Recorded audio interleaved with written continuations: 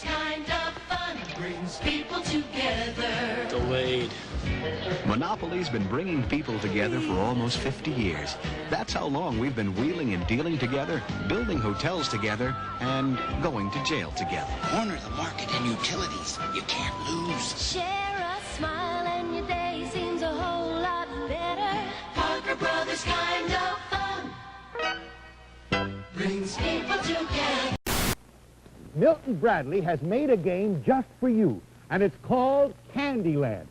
That's life. The game of life, the game of life. You will learn about life when you play the game of life.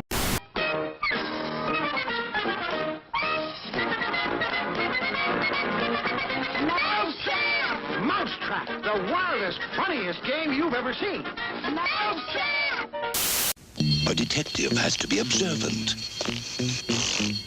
cautious, and cool. When you play Clue, you have to figure out who did it. There are suspects, weapons, and scenes for a crime. The fun is trying to guess when you play Guess Who. Is your person bald? Yes. A very good question. Does your person have a beard? Uh-huh. An excellent clue.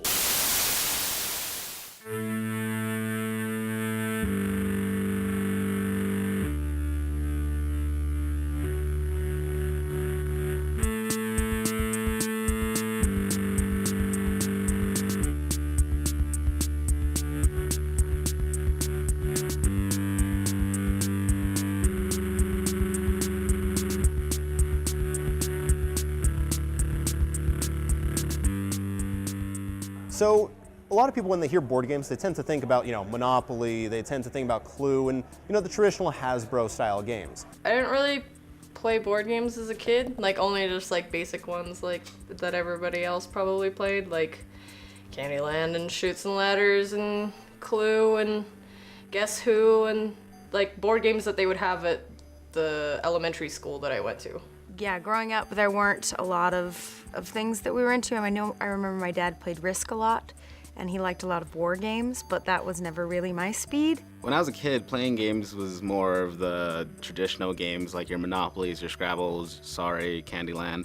And I remember liking games a lot even back then. I honestly didn't really play that many games. I think we did the occasional Monopoly. I got too scared playing Operation. That buzzer freaked me out. So I started playing games with my dad when I was a kid. He was a big chess player. He had traveled around Europe for a long time, and that was sort of the beginning of the end for me as far as loving board games. I grew up in a small Mormon town in a Mormon family, and your 8th birthday is when you get baptized in the Mormon church, and Settlers of Zarahemla is actually a Mormon rendition of Settlers of Catan, which is really the first game that morphed old board games into new board games. With Monopoly and Sorry and all that, they're fun, but they're kind of just one-trick games. All these different classic games that most people will know sort of built this competitive edge and this excitement for board games. Things have changed substantially from the typical games you'd play at home, which would get boring and monotonous. I often get the shrug oh, you mean Monopoly? You mean Sorry? Guess one of those. And I have to inform them that there's a whole other world out there that has more than just your basic options. There's games that do those mechanics but better, and once I tell them that, they at least get intrigued, and I'll always be willing to invite them either to my house or to a board game store like Game Night or a gaming event. So here at Game Night Games, every night is a kind of a different night. On Monday nights, we have Battletech, which is wargaming, giant robots versus giant robots, as well as Dice Masters, which is a combination of a dice and card game. Wednesday nights, we have open gaming as well as, D&D and Mistborn. So it's a big night for RPGers. There's just a lot of variety about what you can play in the store, and every night there's always something happening.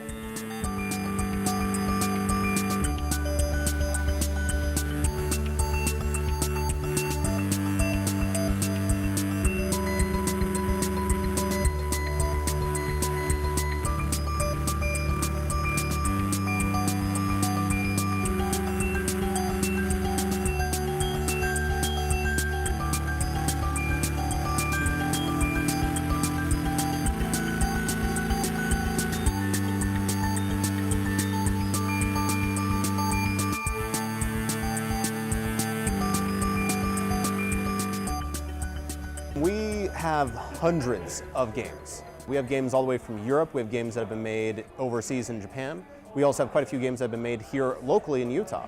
The board game community has made it to where a lot of people review games online and they'll tell you how the game is played or break down the rules so it's easier to understand. Today we're going to be taking a look at Deception, Murder in Hong Kong. Hero Quest is the best game ever made, and anyone who says otherwise is wrong.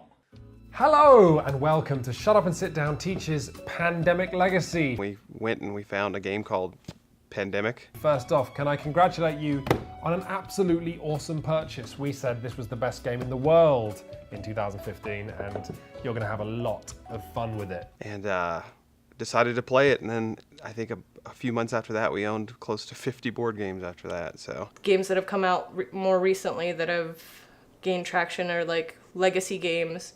This is a legacy game though, which means you're going to be changing it, you're going to be putting stickers on it, you're going to be doing all sorts of stuff and introducing new rules. It's like an advent calendar where like you play with the same group of people, and like each time that you play you get to open a box, and it's like this, like you get to open a present. There's loads of little presents in the box. We've got an Istanbul, which is a really fun game. 2 to 5 players, each control matching merchants, all dragging cards behind them with matching holes in them. Kind of a worker placement game where you are trying to get rubies before the rest of the players. And you are racing to collect 5 rubies first. Why? Don't ask questions. One of the first games that I really, really loved that we got into was Ticket to Ride. This is Ticket to Ride, named after the Beatles song. Although John Lennon did say in retrospect that that song was about a card that a sex worker would have that showed they had a clean bill of health, which meant you were free to ride Keep it professional. Different, yes.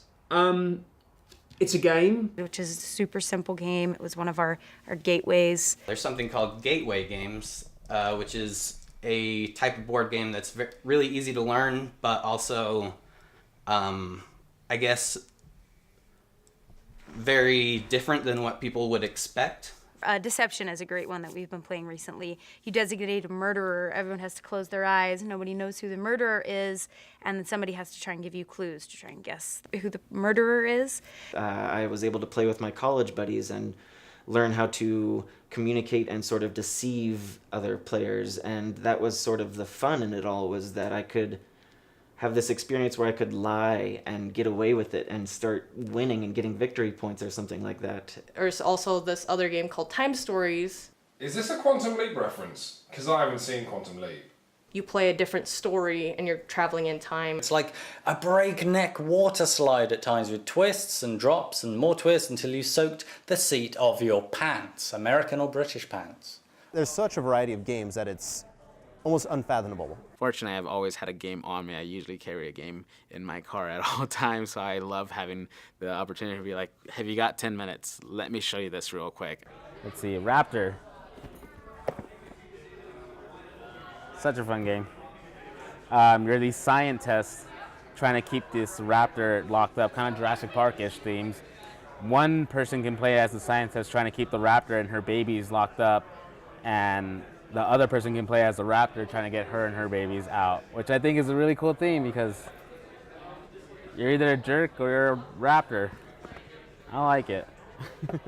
This is another Ryan Lockhart game, which is really cool because he's a local Utah guy. He publishes, makes the artwork and designs the game. So it's really awesome. I mean, he generally makes pretty solid games. Verna, Uwe Rosenberg. He's one of my more favorite designers that I have a hard time learning rules for, but I do love this game. It sucks that it has such a big setup time. It'd take you at least 20 to 30 minutes to set up the game, but once you get going, you can start making sheets. Betrayal at House on the Hill, it's super popular. I see why it's popular, but I don't like it. I feel like it's unbalanced, but they're supposed to be making a second version of it where it's all fixed. Mice and Mystics, this is one of the cooler games that I do own that I don't even play enough. It's half a storybook, half a board game, half role-playing game, and just so pretty and sexy. When you start the conversation with people like board games, like do you play board games? It kind of starts with like, have you played Settlers of Catan? Like, and if people have heard of that, and then it goes into, well, Settlers of Catan is like a grandfather who've given birth to all these kids. Settlers of Catan is sort of like this progression in age. I moved from party games to something like Settlers of Catan, which was sort of a smaller group of people of 4, but extremely interactive, extremely immersive. And then from there, those kids have had kids with other games, and it's just kind of like hybridized to the point where like it's so innovative at this point. One of my favorite game designers is Antoine Bauza. He does a lot of Japanese-themed games. And one of my favorite artists is Nayati, who does a kind of mix of modern cartoon art and Japanese anime art. And the two of them together made a game called Takedo, which is just a super beautiful, evocative game. That's the theme of it is just going on a walk through Japan. It's really, really exciting to see like how people are mixing like different ideas together and how they're working with so you've got like a designer who has like mechanical ideas of how a game should work, and then you've got like the artists who can think of an innovative way of playing that out tangibly. There's even games that are that we categorize as gamers as Euro games and Ameritrash games. Euros are usually very much the mechanics or the strategy is the kind of driver of what the designer was trying to do when they made the game. Settlers of Catan is a perfect example of a Euro-style game. Ameritrash games are more games that are flashy and will catch your eye and will be like, look how fun this looks all set up. An American-style game is more thematically driven. Most people think of something like Dungeons & Dragons, which maybe is where it sort of came out of, but now there's all sorts of different story-driven games or games where the storyline is kind of the most important part. With some people, it's funner to have like something that's super silly and not serious and really ridiculous, and where everybody's like on like the tip of their toes, you know, like trying to figure out how to not get everybody to call their bluff. Most games that come out these days are actually a combination of the two. There's a game called Dead of Winter, and they did a whole campaign to take this style of game and the function of the game and how to retheme it. They had millions of people vote on what they wanted to see. I think the options were a space theme and then a slasher flick theme. I believe space won. I would have taken the slasher flick. I mean, within the last 10 years itself, we've us gamers have called the last 10 years of gaming the renaissance of gaming because it's blown up so much. Time bomb! Time bomb! Time bomb! Time bomb! He's here! My mystery date! Mystery date. Are you ready for your mystery date? Don't be late. It could be great. Open the door for your mystery date. It's Mystery Date, the thrilling new Milton Bradley game of romance and mystery that's just for you. And you. And you. And you. Mystery Date. Will you be ready for swimming? Or a dance? When you open the door, will your mystery date be a dream? Or a dud? Oh! Fun and surprises. That's Mystery Date. Remember, Milton Bradley makes the best games in the world. So girls, open the door for your mystery date. We've actually had a lot of luck with our relationship in board games because we've allowed it to become a big part of our relationship. I've gone on first dates and brought games with me just to feel the water, see how they feel about it. It's a joint hobby that we can do together with friends. It's allowed us to, really be dynamic in our relationship. My girlfriend, Barbenley, when I met her, we were really good friends and have been really good friends for a long time, but she showed very little interest in playing games at all for years. While he was starting to get into board games, I was one of the many friends who wouldn't play. I think she considered me kind of nerdy for playing games, not really sure. I would kind of judge it and not want to interact with it. But since we've started dating, I've gotten her to try a few games and then a few more. It started off with like games that only lasted half an hour. So then we'd like be able to play 4 or 5 games in one night. And then it started getting a little bit longer. And at this point, she's absolutely loves the hobby, and we play games, 5 or 6 times a week, all the time. He never like really like shoved it down my throat or anything. It was more just like it's something that he enjoyed and he would invite me. I moved to Salt Lake City 2 years ago and met Anson and Barbenley and Sam around the same time. They were roommates at the time and all living together and all. So Barbenley had actually caught wind that I liked board games. And I've have a lot of friends that I've met through playing board games, including my good friend Sam Morales, who I even ended up living with. Anson and Sam became such good friends from playing games, and now Sam's my friend. She was like, you should come over and check out my boyfriend's library. And walking into his living room was like a kid in a candy store. There were board games on every shelf. Like every time we all see each other, where he's like, let's give each other a hug.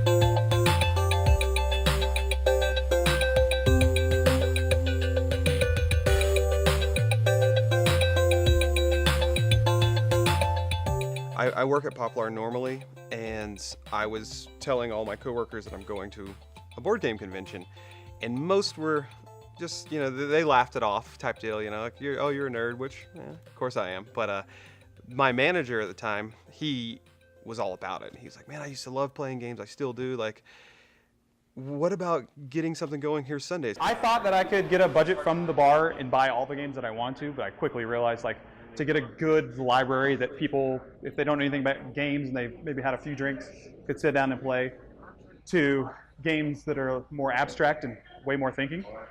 I couldn't do that with just the budget, so I put in probably 20 games probably. I remember the first night we were doing it, a small green cube, one of like 70, hit the ground.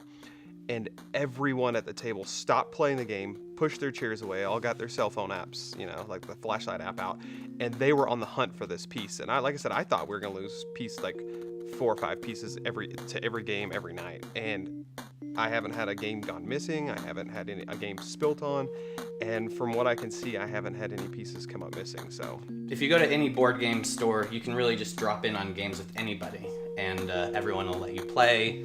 People are really nice. There's lots of different people that you'll meet. A friend of ours that we went to the first convention with actually is just covered in tattoos. I've usually had hard times in the past making friends and having friends come over and entertaining them properly. He approached a table of 2 older ladies, probably in their 50s, playing a game, and you could tell that right off the bat they were like, I'm not really sure how to feel about this. That's one thing that really drew me to it, is being able to have people come over and be like, check out this new game I just got. He asked if he could play. He sat down and they played the entire game. By the end, he had them laughing. They were all having a great time.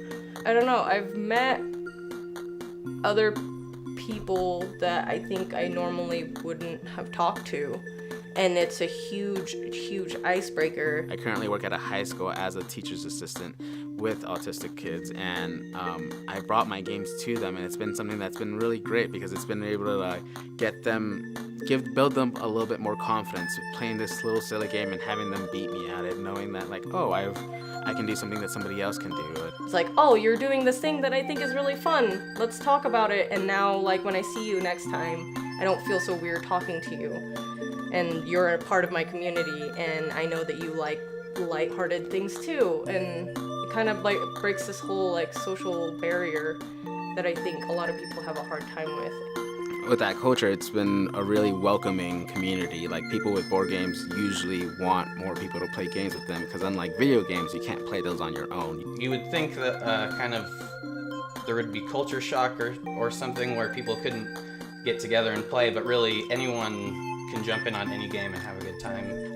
My parents who English isn't their first language, I've been able to build a better relationship with them because I've been able to bring games where there's no language barrier. You can sit down with a game and just sit it on the table, and within, I'd say, 5 to 10 minutes, someone's gonna come by and be like, are you guys looking to play this? Like, I'll play with you, or I can show you how to play this real quick. Okay, so the game is Dr. Eureka. We are trying to collect 4 of these cards to win. Each round we're gonna flip up one of these cards, and this tells you how you want your molecules to be arranged in your beakers.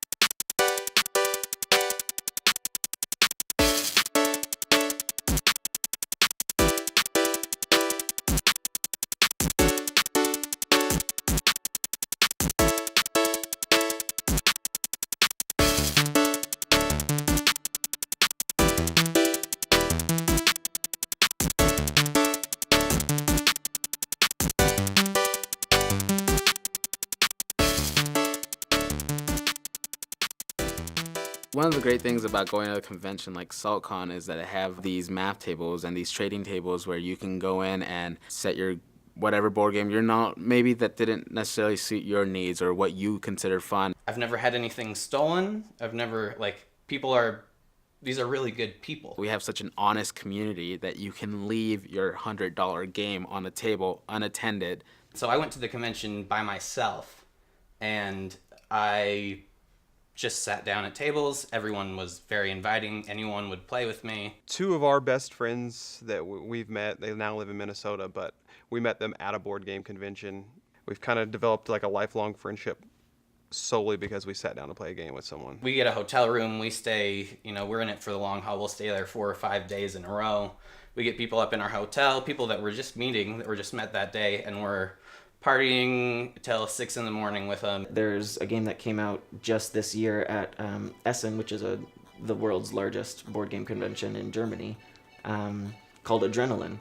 And Adrenaline is a first-person shooter board game where I think that is a great trick to get people who have played video games and like competition between friends, but they are now sitting at a table together. And you basically are just trying to have the loveliest time. I just see games getting better, the designs are getting better, the mechanics are getting better, the components are getting better, the boxing is getting better, even to presentation of a game is getting better. There have been games that have opened up and it has, within the box, it opens up within itself, and I'm just like, wow, that was a show in itself. That was well worth the X amount of dollars. It's definitely going to get bigger within the next couple of years, and I think you're going to see a lot more people that are instead of saying like, oh, do you have Monopoly, you're going to see a lot more people saying, oh, do you have Ticket to Ride? I'm excited to see what they're doing, because right now they're just playing with not using cardboard. So what are they going to do next year? What are they going to do in 5 years? We can't tell, and that's exciting. We're going to see things just trying everything. They're going to be doing everything they can to change what there is. Legacy games are a great example of that, where you are literally tearing up cards within a game. They've even started making these same games with like movie and TV show themes, especially ones that have big fanfare, like Firefly and Harry Potter, which I was really excited about, and things like that that have huge fanfare. You already have that fan base. I really do think there's a game for everybody. That's POW, Milton Bradley's great cannon game for boys. And what about you girls? Well, Milton Bradley made a game for you called WOW. WOW, the pillow fight game for girls.